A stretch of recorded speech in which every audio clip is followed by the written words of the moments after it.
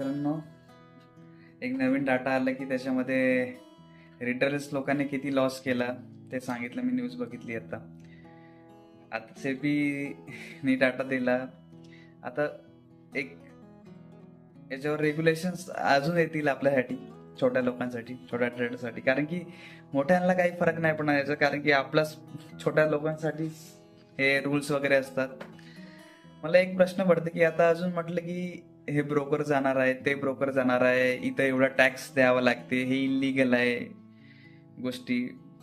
Forex trading बद्दल मी म्हणतो की इलिगल आहे हे ठीक आहे, कोणत्या ऍक्टचं उल्लंघन होते, परंतु तो ऍक्ट आपल्या देशाचे आहे. आपण त्याच्यामध्ये काहीतरी सुधारणा आणू शकतो आणि त्या ब्रोकरला सांगू शकतो. किंवा एक इंडियामध्ये पण एक ब्रोकर कोणी येऊ शकतो ना, की तो या पूर्ण गोष्टीचा एक डाटा मेंटेन करू शकतो की कुठे पैसा चालला, कुठे काय चालला. गव्हर्नमेंट त्याच्यावर लक्ष देऊ शकता. परंतु तुम्ही कोणची पण गोष्ट डायरेक्टली बॅन कशी काय करता? कारण की एखादी मुलगा ज्यावेळेस ट्रेडिंग सुरुवात करतो किंवा कोणची पण गोष्ट सुरुवात करताना त्याला खूप कष्ट द्यावं लागते. तो आता प्रॉफिटेबल होण्याच्या मार्गावर असेल तर तुम्ही म्हणता की असं झाला त्याच्यामुळे आम्ही या गोष्टी बॅन करू किंवा याच्यावर काही रूल्स आणू. रूल्स तर सगळ्यात नुकसान तर त्याच लोकांना होणार जे छोटे ट्रेडर आहेत, जे शिकत आहेत. जसं आम्ही शिकण्याचा प्रयत्न करतो. याच्यात तुम्ही याच्यावर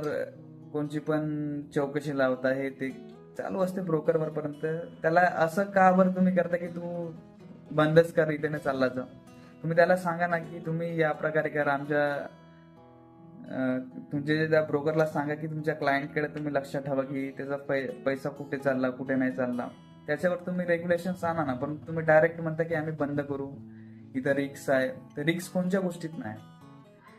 याच्यामध्ये याचं नुकसान होईल, या लोकांचं नुकसान होईल, युथचं होईल. अरे युथ तर ऑलरेडी प्रॉब्लेम मध्येच आहे ना. तो शोधत आहे मार्ग कुठेतरी, जॉब्सची अपॉर्च्युनिटी शोधत आहे, तो बिझनेस करायला शोधत आहे, तो ट्रेडिंग करत असेल. त्याच्यामुळे तुम्ही त्याला प्रोत्साहन न देता तुम्ही त्याला म्हणता की हे तुझ्यासाठी नाही, तू नको करू, तू दुसरंच काम कर काहीतरी. हे बरोबर नाही. कुठेतरी आपल्याला समजायला पाहिजे. सगळ्या माझ्या ट्रेडिंग मित्रांना पण म्हणणं आहे की तुम्ही पण काहीतरी याच्यावर विचार करा की काय होत आहे. आपल्यालाच प्रॉब्लेम आहे ना. आज तुम्ही रिक्स सांगता आणि बंदच करून टाकते डायरेक्ट गव्हर्नमेंट.